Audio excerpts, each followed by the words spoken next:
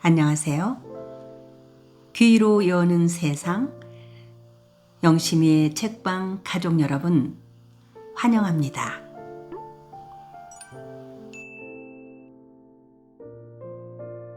오늘의 작품은 문순태 작가의 타오르는 강, 함께 감상하시겠습니다. 타오르는 강, 문순태. 제3부 영류.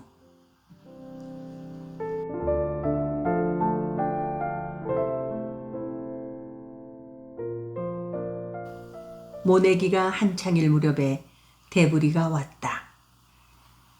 논을 빼앗긴 새끼네 사람들은 우선 모판을 만들고 논에 물을 방방하게 채운 다음 장썰에 곱썰애질을 하여 시름도 잇고 모를 내었다.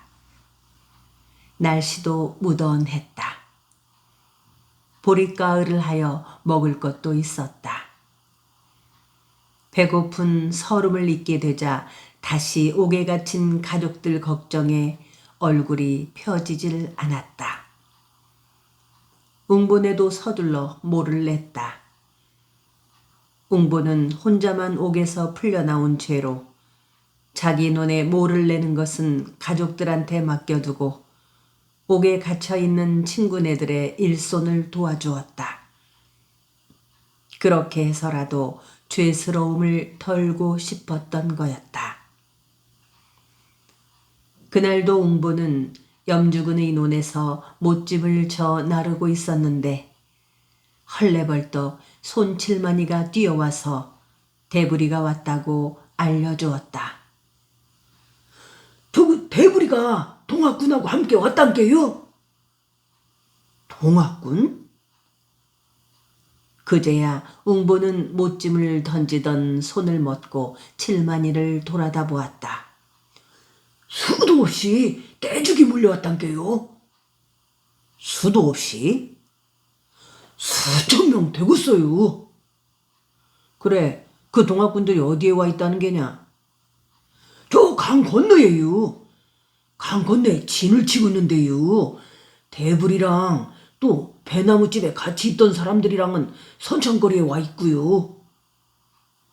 칠만이의 말에 웅보는 잠시 고개를 들어 선창거리 쪽을 바라보았다. 소나기라도 한 줄기 퍼부으려는지 후덥지근한 날씨에 구름이 우쭐우쭐 쏠리고 있었다. 동학군이 수천 명 몰려와서 강 건너에 진을 치고 있다니 필시 또 무슨 일이 벌어질 것이 분명하다. 그래, 대부리는 시방 어디 있더냐? 좀 전에 영산포 떼죽나무집으로 들어갔어요. 모다들 총을 들쳐맸더만요. 동학군들이 떼지어 나타나자 옥가모도상도 배를 타고 목포로 내려가 버렸어요. 옥가모도는 선창거리 외사전 주인이다.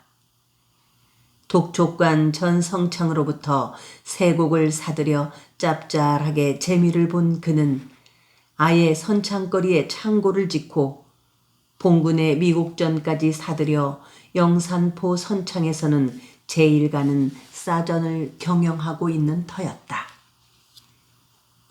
칠만이는 옥가모도 사전에서 일을 보고 있었다. 칠만이는 같은 또래에서는 힘께나 쓰는 편이었고 또 그동안 착실하게 일을 해와 옥가모도의 신임을 받고 있었다. 총을 맨 대부리를 보니까 겁이 덜컥 나더만요. 옥가모도상도 사전을 나한테 맡기고는 잠시 피신을 갔다 오겠다면서 배를 탔어요. 칠만이는 다급한 목소리였다. 행여 동학군들이 외사전을 어찌어찌 하지 않을까 걱정인 듯 싶었다. 그래서 나더러 어쩌란 말이냐? 그 말에 칠만이도 할 말이 없는 듯 뒤통수를 극적거리더니 그냥 놀래서 막 뛰어왔구먼요. 할 뿐이었다. 칠만이 너 우리 대부리를 만나보기는 했디야? 그냥 보기만 했구만요. 총을 든 대부리를 보니까 무섬증이 들어서 아는 체도 못했던게요. 총을 든 대부리가 생판 딴 사람으로 보이더만요. 그나저나 세상에 왜 이런디요? 옷가모도 싸전에 피해가 없어야 쓰겄는지 걱정이구만요. 요새 한창 장사가 잘 되는 판인지. 칠만이로부터 대부리 소식을 들은 웅보는 선창거리로 가서 아우를 만나볼까 했으나 그만두었다. 그는 칠만이에게 다시 대부리를 만나면 집에 한번 왔다 가라고 전해달라는 말만 하였다. 그 무렵 영산포 선창거리에는 동학군들로 벅신거렸다. 객주집을 함께 시작했던 고달준과 김덕배, 송기화, 문치걸 외에도 그들과 한패거리가 된 수십 명의 동학군들이 몰려와 있었다. 그들은 최경선에 부하였다. 최경선이 동학군들을 이끌고 나주성을 치러 온 것이었다. 허나 나주성은 서북은 지세가 높아 가파른 고래로 둘러져 있고 동남으로는 영산강의 성첩을 안고 돌아 쉽게 공략할 수가 없었다. 더구나 나주 목사는 성내의 백성들을 모아 방비를 튼튼히 하고 있었다. 최경선이 이끄는 동학군 3천은 나주에 당도한 다음 날 두 패로 나누어 동남에서 공략해 들어갔으나 나주 목사는 응전을 하지 않았다. 나주는 호남에서 가장 크고 인심 또한 강악하여 백성의 폐막이 심해 동학의 혐의를 받아 옥에 갇혀 있는 백성이 수백이 넘었다. 그 때문에 최경선은 어떻게 하든지 성을 함락시킬 작정이었으나 마음과 같이 되지 않자 초조하기까지 하였다. 첫 번째 침공에서 실패한 최경선은 두 번, 세 번 계속해서 싸움을 걸었으나 역시 성 안에서는 꼼짝하질 않았다. 지세가 완만하다면 일시에 성을 넘어 쳐들어가겠지만 서북은 지세가 가파르고 동남은 강물이어서 쉽사리 가까이 갈 수조차 없었다. 성 안에서 응전이 없자 최경선은 장기전을 펴기로 하였다. 대부리는 배나무집 동료들과 함께 남문 쪽에 배치되었으며 그 때문에 자주 나룻배를 타고 강을 건너 영산포에 오곤 하였다. 대부리는 영산포에 와 있으면서도 새끼 내에는 가지 않았다. 그는 동학군으로 나주 남문을 공략하는 일 외에도 배를 타고 강을 건너 영산포에 들랑거리면서 선창 사람들을 만났다. 대부리가 문치걸, 김한봉, 김덕배, 송기화 등 나주 출신의 동학군들과 어울려 영산포에 들랑거리는 데에는 그만한 이유가 있었다. 그것은 선창 사람들이 평소에 세곡을 검수 간색할 때마다 그들을 들볶아댔던 관속들이며 좋은 창의 창감리 그리고 걸핏하면 죄를 뒤집어 씌우며 눈꼴 사납게 처신해온 순건막의 따금나리들을 붙잡아 놓고는 동학군들이 이들에게 벌을 줄 것을 고변해왔기 때문이었다. 누구보다도 선창의 등짐꾼들을 못살게 들볶았던 것은 좋은 창의 창감리였다. 어느 날 대부리가 선창 사람들의 기별을 받고 강을 건너가 보았더니 좋은 창의 창갑리를 옥가모도 외사전 앞 미루나무에 꽁꽁 묶어놓고 있었다. 땅딸막한 키에 성질이 왁살스러워 등짐꾼들을 개돼지 다루듯 하였으며 인정 벼슬아치들에게 은근히 주던 선물을 쓰지 않으면 등짐꾼들의 목을 함부로 자르곤 하였던 창갑리는 대부리를 보자 살려달라고 비대에 발괄하였다. 대부리는 그를 잘 알고 있었다. 대부리가 처음 양진사의 부름을 받고 좋은 창의 등짐꾼들을 감독하는 목대자비가 되었을 때 그가 했던 말을 잊지 않고 있었다. 그때 창갑리 조진서는 대부리에게 등짐꾼들을 정으로 다스리지 말고 몽둥이 찜으로 닥달하라고 했었다. 조진서는 더구나 양진사가 배에 실은 쇠국을 밤에 빼돌린 다음 배에 불을 지르고 인근 농민들이 한 짓이라고 덤터기 씌웠던 일을 주동했던 사람이었다. 대부리는 창갑리를 보자 양진사가 떠올랐다. 비록 양진사가 한때 그의 상전이기는 했지만 마땅히 그때의 일을 응징해야 할 것이라고 생각했다. 그는 나주성을 공략하면 제일 먼저 양진사부터 잡아 족칠 요량이었다. 이 작자는 양진사의 하수인에 불과하오. 나주 양진사를 붙잡아올 때까지 이 작자를 좋은 창 창고에 가둬두시오. 양진사와 대질하여 세곡선에 불을 질렀던 일을 밝혀내서 벌을 내리겠소. 대부리는 선창 사람들에게 말하고 난초를 만나러 갔다.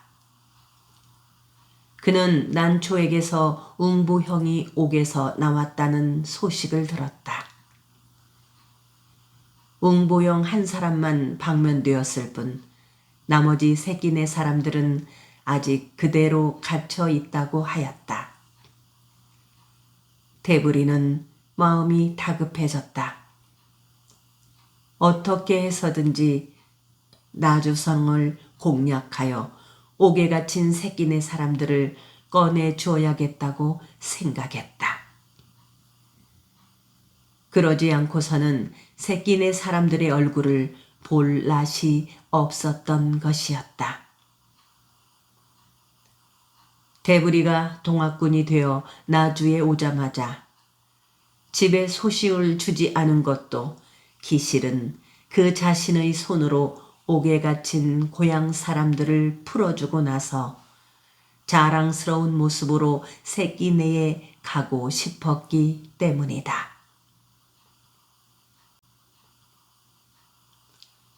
동학군 3,000명이 나주를 치기 위해 성을 둘러싸고 있다는 소문을 들은 인근 농군들은 다투어 동학군 진영으로 몰려왔다. 함께 싸우겠다는 거였다. 괭이며 쇠스랑 죽창을 깎아들고 온 농군들은 그동안 관과로부터 억눌려 지내온 일들을 하나하나 까발려 토로하며 이를 갈았다.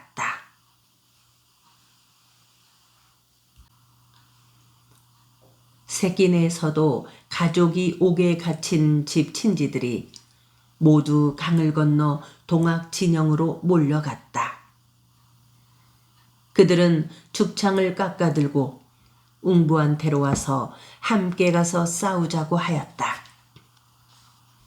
동학군들과 같이 옥을 부수고 그 속에 갇힌 사람들을 꺼내오자고 하였다. 기회가 왔네. 웅보, 어서 가서 옥문을 부셔버리세. 아침 일찍이 집으로 몰려온 새끼네 사람들은 웅보가 앞장서 주기를 바랐다. 허나 웅보의 반응은 담담하기만 하였다. 동학군 3,000명이 몰려와서 공략을 꾀했으나 여태껏 나졸 하나 붙잡지 못하지 않았는가. 하물며 괭이나 쇠스랑을 든 농군들이 총도 없이 무슨 수로 관하로 쳐들어 가겠다는 것인지 어이가 없었다.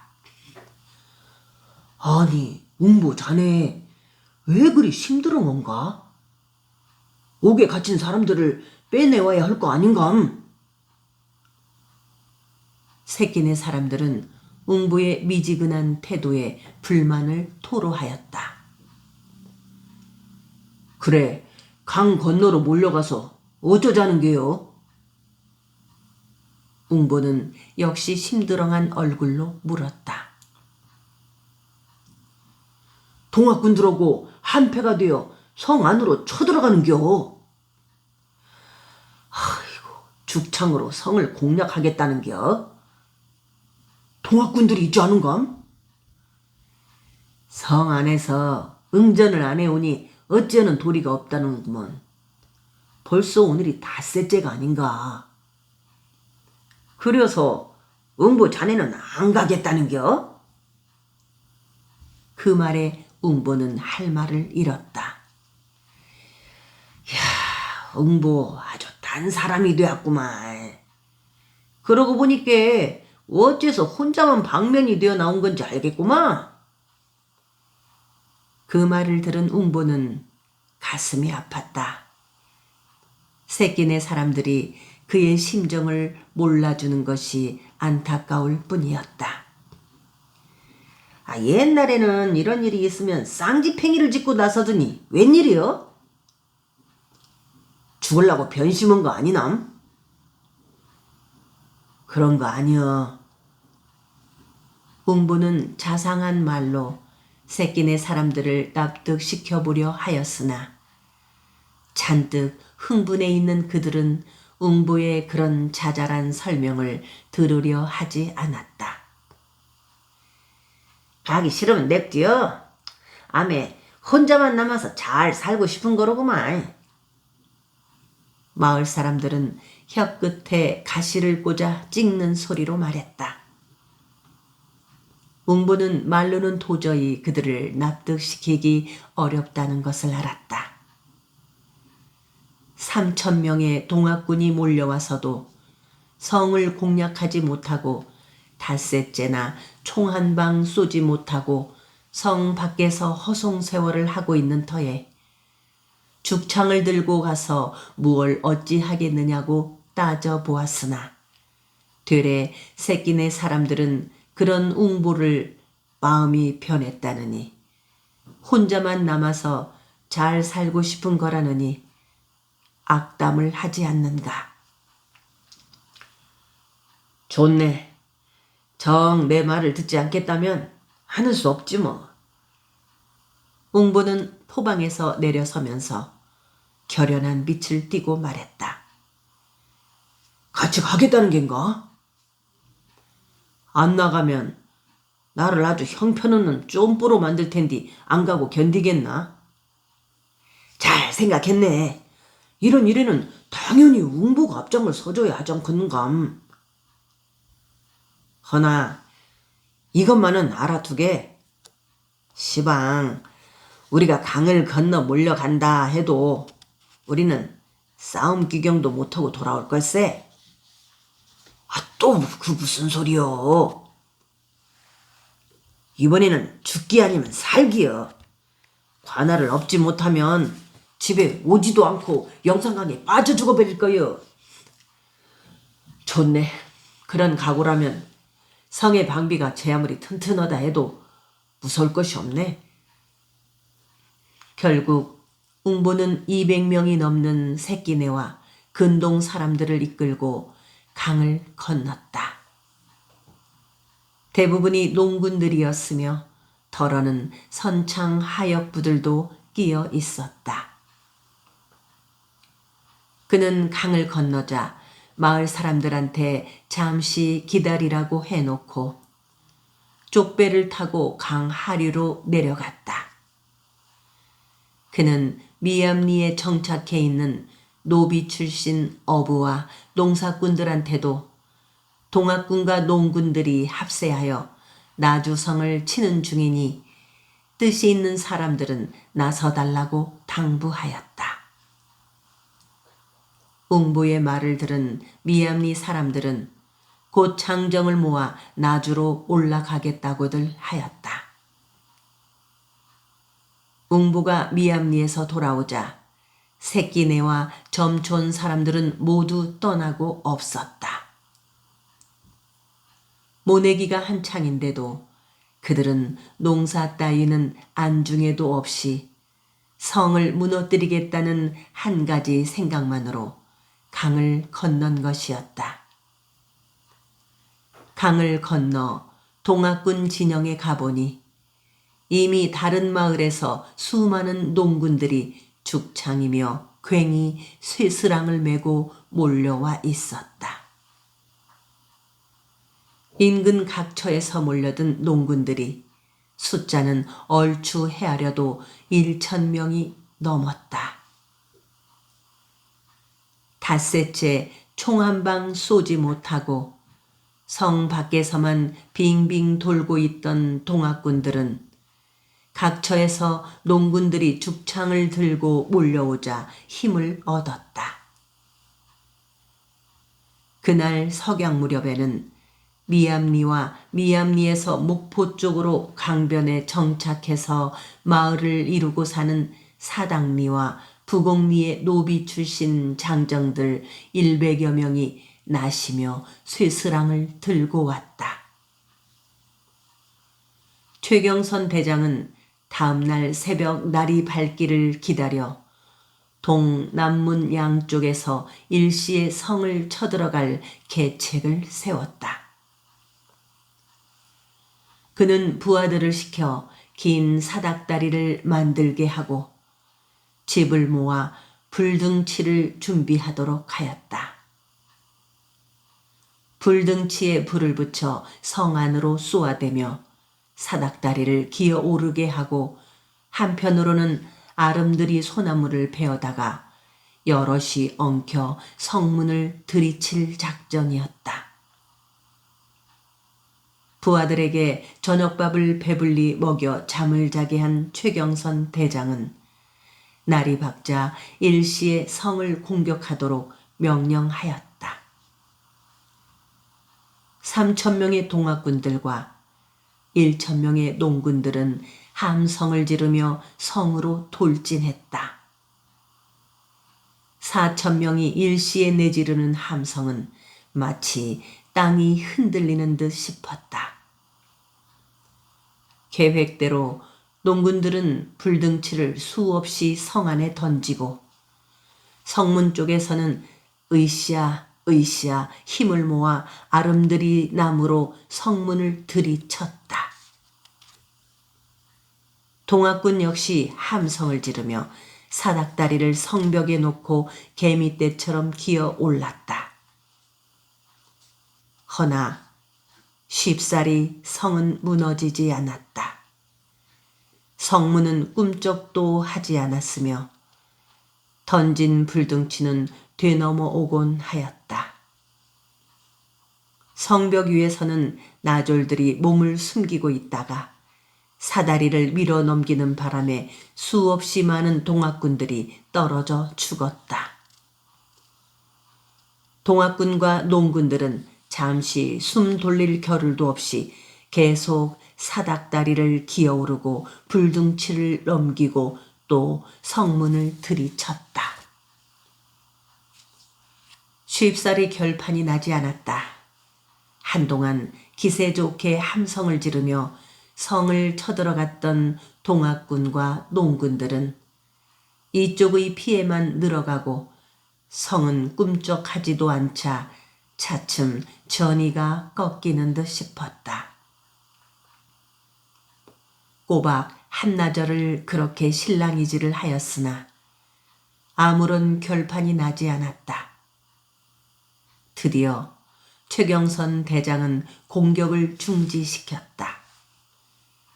철벽 같은 성의 방비에 완전히 기세가 꺾여버린 것이었다. 한나절 동안 사닥다리에서 떨어져 죽은 동학군 숫자가 40~50명에 가까웠다. 공격을 중지시킨 최경선 대장은 다시 읍성을 공략할 기력을 잃고 말았다. 다음 날부터 동학군들은 전날과 같이 성 밖을 맴돌며 하루하루를 보냈다. 당장 성을 뒤엎을 것 같은 기세로 농사일도 팽개치고 몰려온 인근 마을 농군들도 차츰 시들해지기 시작하였다. 하루하루 성벽만을 올려다보고 시간을 보내고 있는 동학군들과 당장 읍성을 뒤엎지 못해 맥이 풀린 농군들은 초조한 마음에 안절부절 못해할 뿐이었다. 그제야 새끼네 사람들도 웅보의 말이 옳았다는 것을 알고 잠시나마 웅보를 오해했던 일을 부끄러워들 하였다. 허나 농악군들과 합세하여 성을 공략하기 위해 인근 여러 마을에서 몰려온 농군들은 당초의 뜻을 작파하고 되돌아갈 수도 없는 노릇이었다. 차라리 돌아가서 농사일이나 매조짐하는 게 좋겠구만. 몇 날을 이러고 있어도 성문이 열릴 리 없으니까 돌아가면 어쩌겠어. 웅보는 넌지시 마을 사람들의 마음을 떠보았다.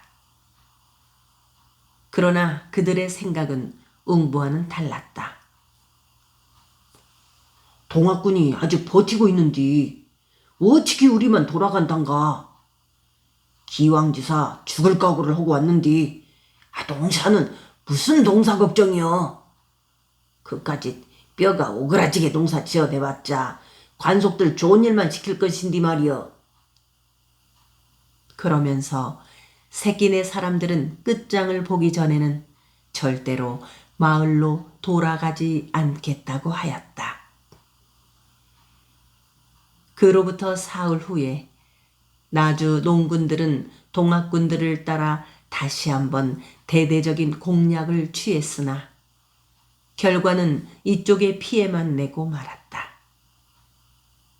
그러던 어느 날 최경선 대장이 동학군을 이끌고 나주를 떠난다고 하자 농군들은 크게 실망하였다. 새끼네 사람들은 집으로 돌아가자고 하였다. 우선 집으로 돌아갑시다. 동학군들이 돌아간다는디 우리만 여기 남아있을 수는 없지 않는감요. 가서 농사일이나 합시다. 최경선 대장이 동학군을 몽땅 이끌고 돌아간다는 말에 농군들은 대표를 뽑아 최 대장을 만났다. 나주성을 공략한 다음에 철군을 하라고 부탁을 하기 위해서다. 대장님, 동학군이 무주리 떠나면 우리는 어쩝니까요?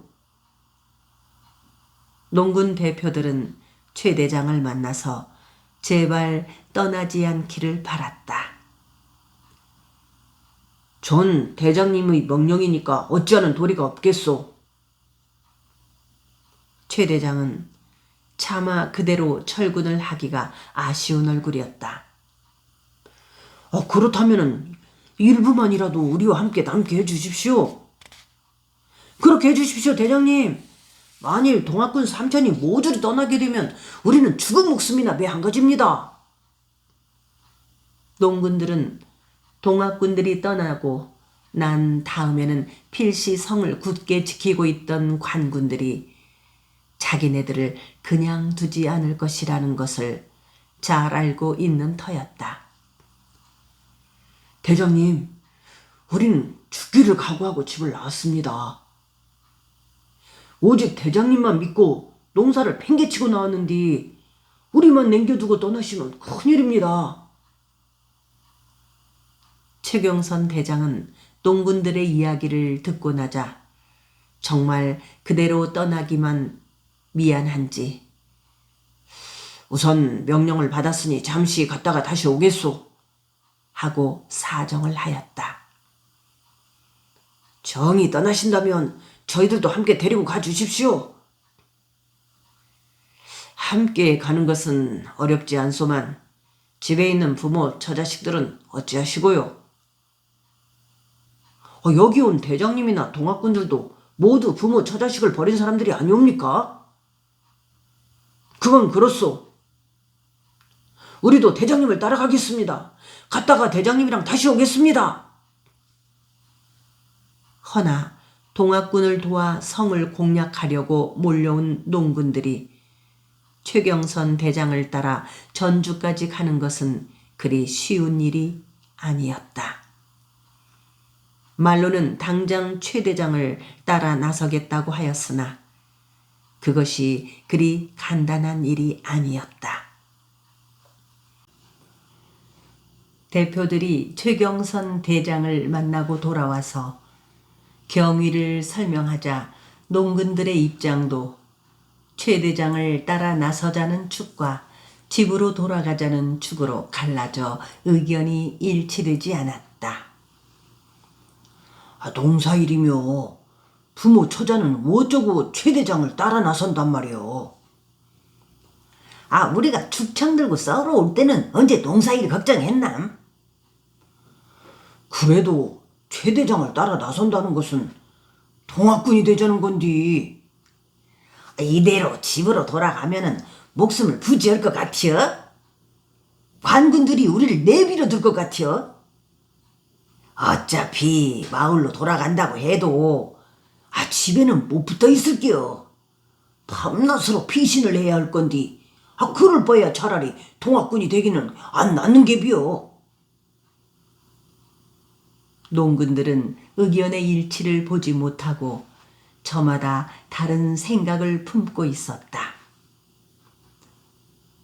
동학군을 따라 나서자는 쪽과 집으로 돌아가자는 쪽의 반반이었다. 웅부는 말할 것도 없이 집으로 돌아가자는 쪽이었다. 우리가 동학군을 따라간다고 해도 집에 남은 식구들이 걱정일세. 관가에서 동학군이 된 우리 가족들을 그냥 둘 것 같은가? 웅부는 새끼네 사람들에게 집으로 돌아갈 것을 설득하였다. 죽어도 식구들하고 함께 죽자는 걸세. 따는 웅부의 말이 옳았다. 관군들이 그들 가족을 그냥 둘 것 같지가 않았다. 그들은 이러지도 저러지도 못하고 우왕좌왕 마음의 갈피를 잡을 수가 없었다. 동학군이 원망스럽기까지 하였다.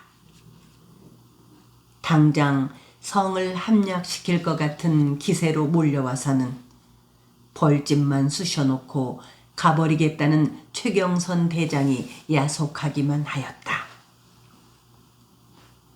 새끼네 사람들은 웅부 말대로 다시 집으로 돌아가기로 하였다. 그들은 처음부터 웅부 말을 듣지 않았던 것이 후회 막급이었다. 다음 날 해거름에 최경선 대장이 이끄는 동학군 3,000명과 농군 500명은 나주를 떠나고 말았다. 대부리도 함께 떠났다. 동학군이 나주를 떠나버리자 남은 농군들은 부쩍 두려운 마음이 앞섰다. 새끼네 사람들도 더 이상 오래 남문 밖에 웅성거리고 있을 수가 없어 강 기슭의 상수리 나무 숲속에서 잠시 은신을 하였다. 동학군들이 돌아가자 나주 성문이 활짝 열렸다. 보름 동안 꼼짝하지도 않았던 문이 열리자 성내의 농사꾼들이 서둘러 들로 몰려 나왔다. 그동안 성 안에 갇혀 모내기를 못하다가 성문이 열리자 한꺼번에 들로 쏟아져 나온 거였다.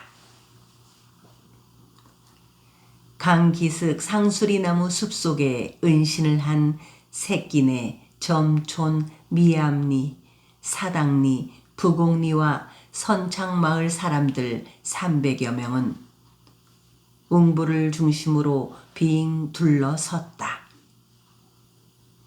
그들의 손에는 아직도 죽창이며 농기구들이 들려 있었다. 집에 돌아가기 전에 무슨 대책을 세웁시다. 선창거리에서 하역부 노릇을 하는 얼굴이 양푼처럼 너부대대하게 생긴 젊은이가 먼저 입을 열었다. 대책이라니. 곧 관군들이 마을에 들이닥쳐서 우리를 잡으려고 할 건디 이대로 돌아갔다가는 영락없이 붙잡히고 말 것이 아니겠소?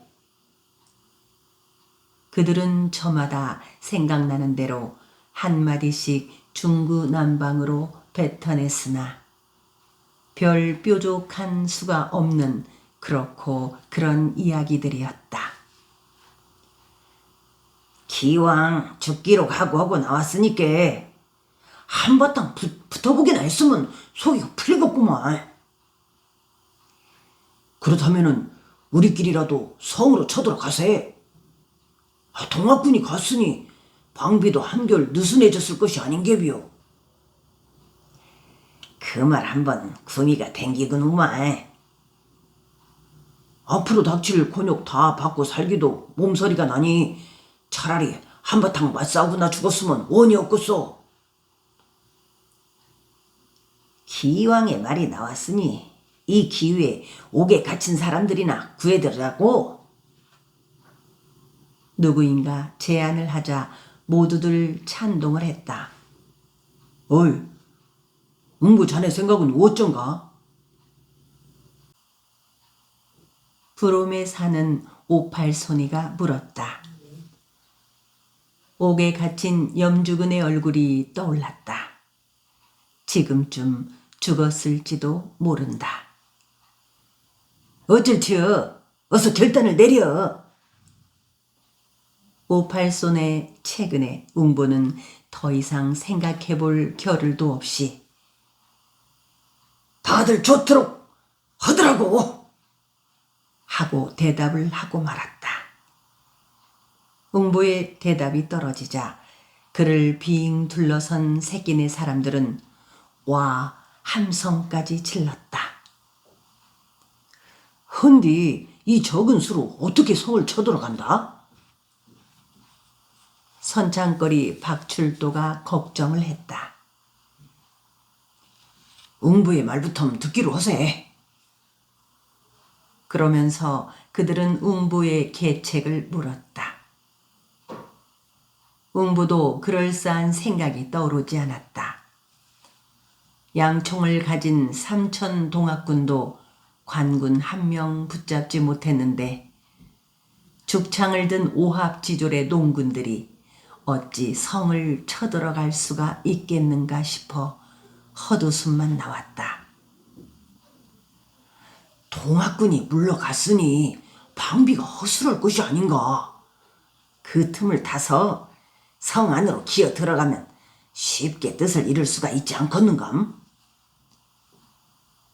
선창 사는 박출도의 말에 웅부는 마음속으로 바로 그것이다 하고 소리쳤다.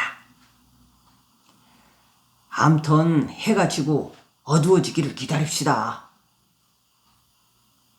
웅부는 큰 소리로 말하고 그동안에 모두들 앉아서 쉬도록 하였다. 그들이 강기슭 상수리나무 숲에서 쉬고 있는 사이 저녁이라도 배불리 먹어야겠기에 장정 연암운명을 골라 강 건너 영산포로 보내어 그들이 먹을 주먹밥을 만들어 오도록 하였다. 달이 어두워지면 쳐들어갈 건가? 궁금한 듯이 박출도가 웅보에게 물었다. 새벽까지는 기다립시다. 첫 닭이 울 무렵에 일제히 성을 넘어가기로 합시다. 웅보의 말에 모두들 고개를 끄덕여 찬동을 표시했다. 성을 넘어가서 무사히 옥에 갇힌 사람들을 구출해낸 다음에는 어쩔 거요?